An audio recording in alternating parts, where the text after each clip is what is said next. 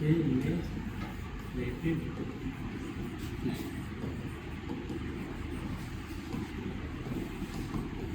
तो आपने देखा होगा कि जब एयरक्राफ्ट टेक ऑफ करने के बाद क्लाइंब करता है तो जैसे फॉर एग्जांपल मान लो मैंने यहाँ से टेक ऑफ किया, मान लो चेन्नई एयरपोर्ट से टेक ऑफ किए। अब टेक ऑफ करने के बाद आपको हो सकता है कि उस साइड जाना हो, आपको नॉर्थ साइड, तो आपको पूरा टर्न लेना पड़ेगा, राइट।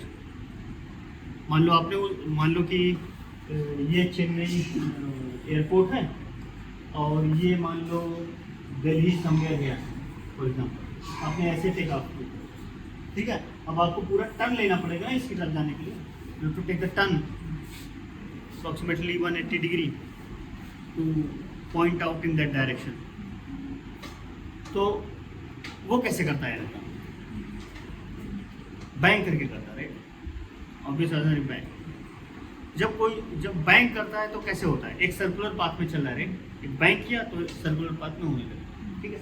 अब ऐसे थोड़ी ना कि ऐसे कर दो यहाँ से, फिर उसके बाद एक चक्कर लेगा ना 180 डिग्री अगर करना है तो ऐसे चक्कर लेगा, डिपेंडिंग मतलब एयरक्राफ्ट की क्या रेडियस से क्या वेलोसिटी है, राइट। तो जब कोई तुमको सोचो अगर मान लो बैंक कर दिया, तो बैंक करने के वजह से कौन सा फोर्स है जो उसको सर्कुलर मोशन में घुमा रहा है?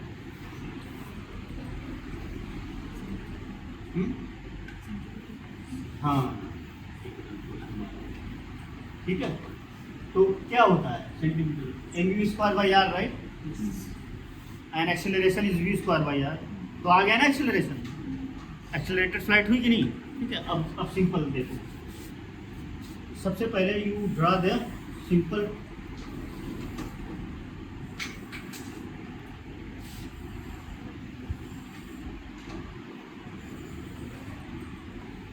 this is the top view of the aircraft, okay. Now you have deflected the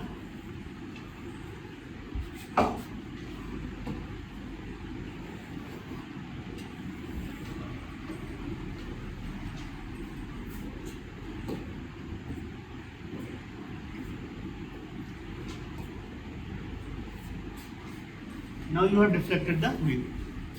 My wing was that, so you have to bang, so I can bang like this, and I will tell you later that for a banking you have to deflect the aileron this side down to increase the lift, and this side aileron should be up to decrease the lift. So here the lift will be at this wing L plus delta L, and here same amount L minus delta L, decreased by delta L, okay. Then you will bang like this. Everything is clear, right? That is how it is happening here. Now, what I can do here, since I am banking this direction, right? So my initial weight, my weight direction will always act downward, right?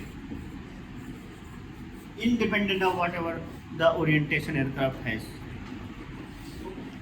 Now, but the lift vector, for example, like initially your lift vector was in this direction, right? Now your lift vector is got tilted with the amount of bank, with the amount of bank, okay. Now, so one force is what? One force is L cos phi, and what will be the second force? L sin phi. L sin phi, right? So now you balance the force. So L cos phi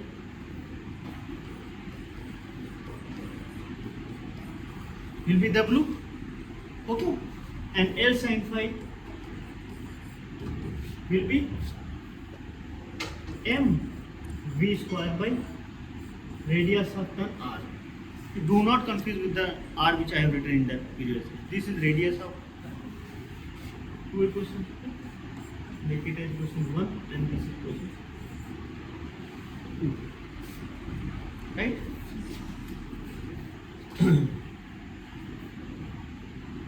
Now you divide this equation, you will get tan phi equal to, or take equation 1,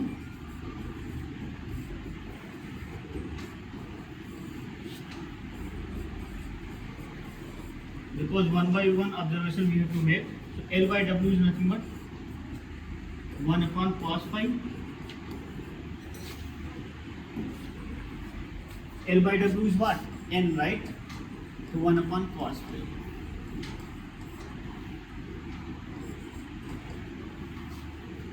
Now, आप flight में हो, right? आपने देखा होगा जब आप bank करते हो दिस साइड और दिस साइड, आप कुछ फील करते हो, राइट? ठीक है, मतलब आप ऐसा फील नहीं करते हो कि आपके पास वो सेम जो नॉर्मल कंडीशन है आपकी वो है. मान लो 60 डिग्री ये पायलट ने बैंक किया, so put 5 to 60 and guess how much n you are getting. Cos 60 is 1 by 2, right? So you will get 2. 5 equal to 60 degree. तो लोड फैक्टर 2 हुआ. क्लाइंब और डिसेंट में कितना था? 1 से कम, पर यहाँ 2 हुआ. तो अब क्या होगा कि आपके पास विंग पे, टेल पे लोड बढ़ेगा, सारी से लोड बढ़ेगा नहीं, क्योंकि आप 1G से आप पार जा रहे हो. ठीक है. इफ यू हर्ड लाइक कि वीएन डायग्राम का नाम सुना है? वीएन डायग्राम में जनरली बोल देते हैं कि लोड फैक्टर 3.75 आ रहा है, लिमिटिंग लोड फैक्टर, मतलब मैक्सिमम टू.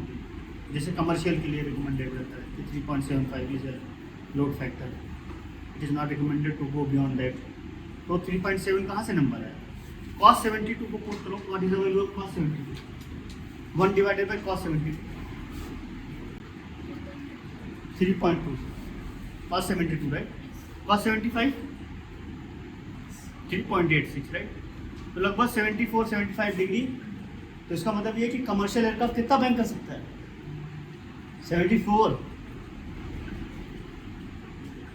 पर वो डालते नहीं है 74 को. मतलब अगर 74 किसी तरीके से हो गया ना, तब भी एयरक्राफ्ट बचा रहेगा. इतना स्ट्रेंथ करके बनाया गया. तो this is how important structure part is. So with this simple expression you can tell that how it is plays the significance and very important role. So in our case we will not allow the bank for this more than 60 degrees, right? What was the second equation? L sin phi mv square by r.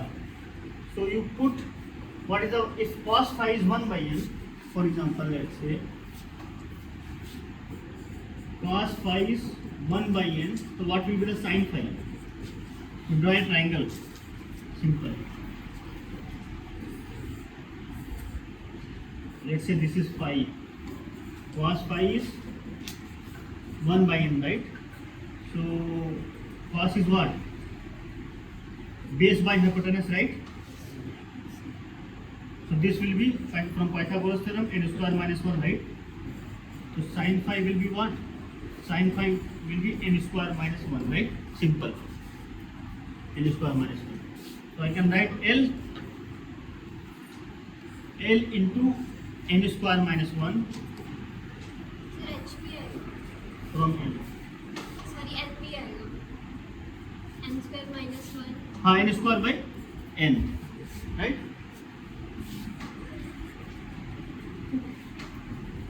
And this you may write as a W by G.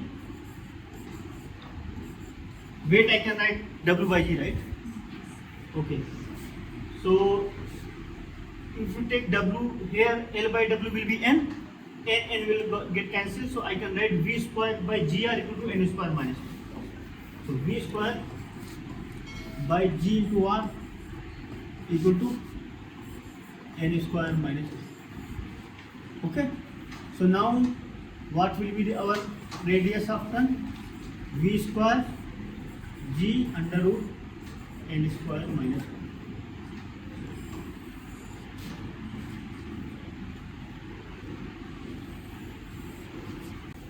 So now it is a physical model. Okay.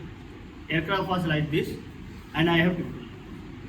Now the lift vector got tilted, right? One component is L cos phi, which is nothing but the W. I already told that W will be always downward, irrespective of the what is the orientation of the aircraft. And this L sin phi will try to rotate the aircraft in a circular motion. With which what acceleration? V square by R. So m into a is a force. So m v square by r equal to L sin phi. Okay.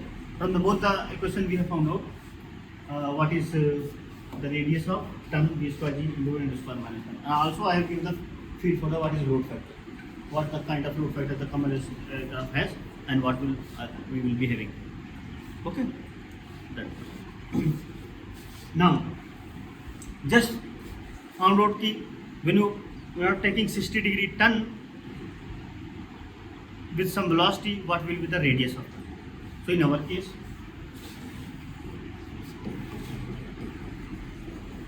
case, n equal to 2, phi equal to 60, right?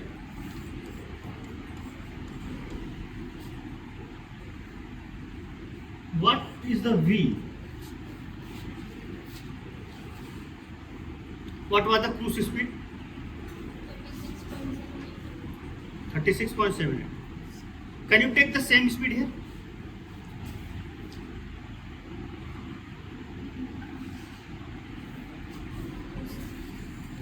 One question. If your stall speed is having or speed which you are flying having the let's say 10 meter per second and you bang the aircraft, so what will be the speed? What will be the stall speed and the second case bang? Stall speed steady state level flight में और bank में same होगी कि अलग अलग होगी?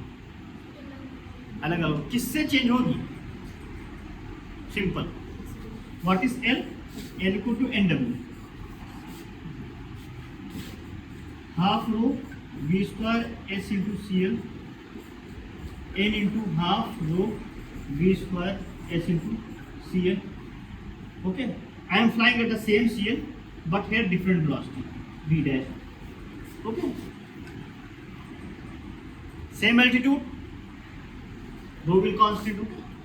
So V dash will be under root n V. That is the relation. And now we have a physical feel for the same. आपने bank किया तो लिफ्ट क्या थी? Half rho square S into C L. अब lift कितने factor से decrease हो गई बैलेंस के लिए? Cos phi. कॉस फाई हमेशा 1 से कम होगा अगर आपने बैंक किया. तो किसको बढ़ाओगे ताकि वो वेट के बराबर हो जाए? या तो स्पीड बढ़ाओगे या तो सीएल बढ़ाओगे. और मैं तो बोल रहा हूँ सीएल सेम रखो तो स्पीड बढ़ जाएगी. किससे? अंडर रूट एन मल्टीप्लाई से. ये सिनेरियो बनना है यहाँ. ठीक है. तो वी हम क्या लेंगे? What was you said the cruise velocity? How much? 36.78 multiply by under root 2. How much you are getting?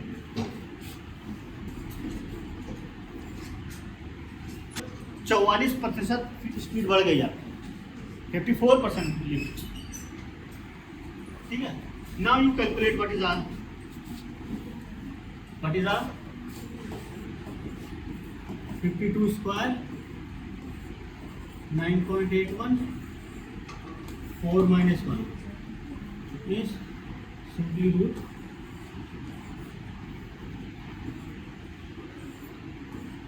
2 square minus 1. Now please find out what is the value of R.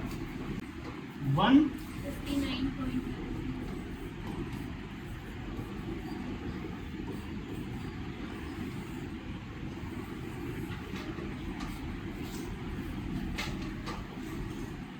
अगर आपने speeds for example मान लो same रखा, bank angle को बढ़ा दिया तो rate अगर N बढ़ेगा तो आर घटेगा, राइट. पर एन बढ़ाओगे तो वी भी उसी अकॉर्डिंग बढ़ाना पड़ेगा. पर वी को हम नहीं बढ़ा रहे हैं, हम सी एल से काउंटर कर रहे हैं. सी एल को बढ़ा रहे हैं.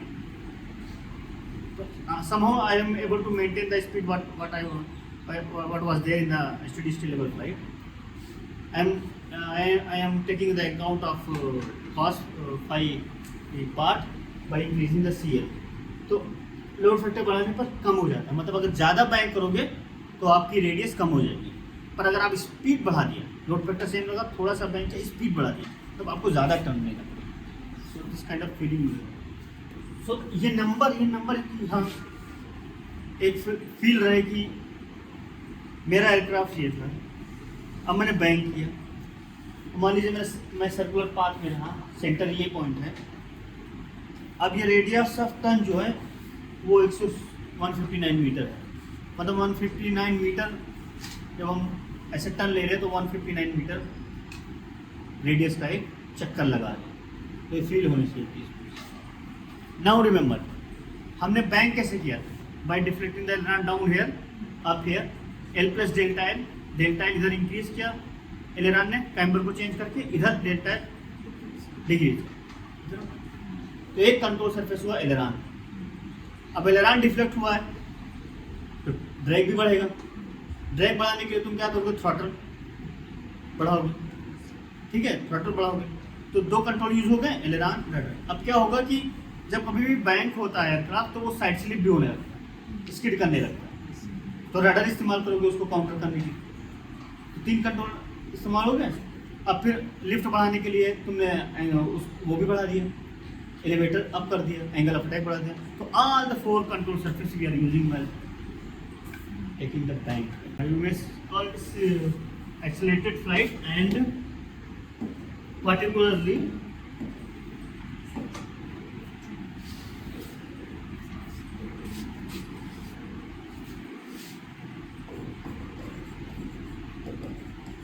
turning flight. And here be remember here, you are not allowing the altitude to drop, right? And if you are not allowing the altitude to drop and your side slip angle is 0, then so this flight is called as a coordinated turn flight. Two conditions: side slip angle is 0 and you are not dropping the altitude. तो आप altitude पकड़ के रख रहे हो, इसी वजह से लोड फैक्टर 2 है. आपने जैसे अलाउ कर दिया लोड फैक्टर कम हो जाएगा. तो इसी वजह से क्या कहते हैं, अगर आप मान लीजिए काफ़ी ज़्यादा बैंक कर दिया और एयरक्राफ्ट स्टॉल हो गया, मतलब लिफ्ट चली गई, तो क्या करता है पायलट एयरक्राफ्ट को अलाउ करता है नीचे जाइए, डाइव करता है, ताकि फिर से वो एरोडायनामिक्स एक्टिवेट हो, रिगेन हो, स्टॉल को ब्रेक किया जा सके and then finally pull up करके सेफ एग्जिट कर जाता है. एंगल ऑफ अटैक जैसे होता है ना, एंगल ऑफ अटैक क्या है, क्वाड और फ्री स्टीम वेलोसिटी के बीच का जो एंगल होता है वो एंगल ऑफ अटैक होता है. पर यहाँ जो पूरा एयरक्राफ्ट हो रहा है ना, तो जब हम एयरक्राफ्ट के केस में होते हैं तो थोड़ा डिफरेंशियल बदल जाती है एंगल ऑफ अटैक. आप ये समझिए, ये प्लेन है, इसमें 3 एक्सिस हैं, एक्स वाई एंड जेड.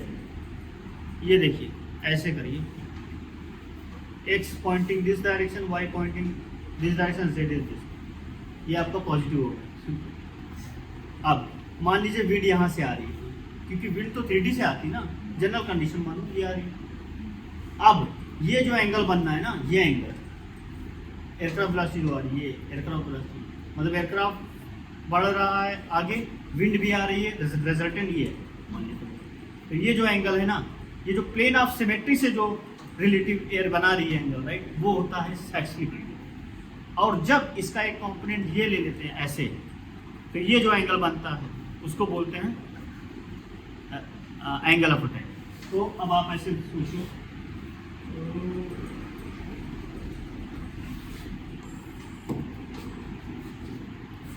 ये वेलोसिटी है, पहला कंपोनेंट क्या था, v cos बीटा. तो सी v ये बीटा है, right.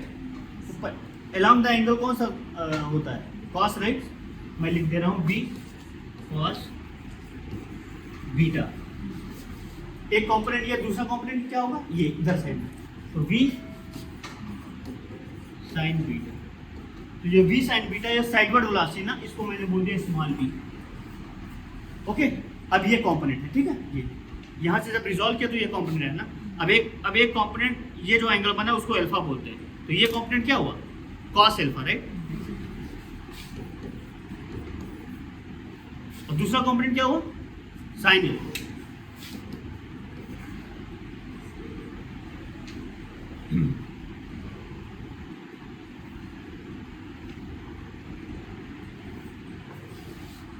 We have taken this component, okay, then V cos beta, okay। अब क्या होगा, साइन अल्फा, तो ये W, ये U, velocity along x axis, velocity on y axis, velocity on z axis, so that is how this has been done, okay। समझ में आया कैसा है? ये चीज जनरल डिफिनेशन होती है, एयरक्राफ्ट उड़ रहा है पूरा, तो ये जो है आपका नेट रिलेटिव, ये रिलेटिव एयर वेलोसिटी है, राइट। अब ये जो प्लेन ऑफ सिमेट्री है, प्लेन ऑफ सिमेट्री मतलब इधर इस साइड का पार्ट इस साइड का सेम है एयरक्राफ्ट, अगर काटोगे इधर से ना, इस साइड का सेम रहेगा, तो ये जो बीटा है ना, अब एक प्रोजेक्शन इधर लिया, तो वो पहला मैंने बोल दिया, हमने कोई नेमिंग नहीं दी, V cos beta I side, and second one V sine beta. अब जो ये वाला कंपोनेंट, इसका भी दो कंपोनेंट होगा, एक इस साइड का एक इस साइड का, तो वो एक इस साइड का कॉस अल्फा, दूसरा साइन अल्फा। अब जब रिजॉल्व किया तो मैंने देखा ये जो फाइनल वेलोसिटी है वो ये आ गई, एक्स एक्सिस, यू डाल दिया, वाई एक्सिस वी डाल दिया, नीचे डब्ल्यू डाल दिया, ठीक है। अब आ गया general definition of angle of attack of side slip का।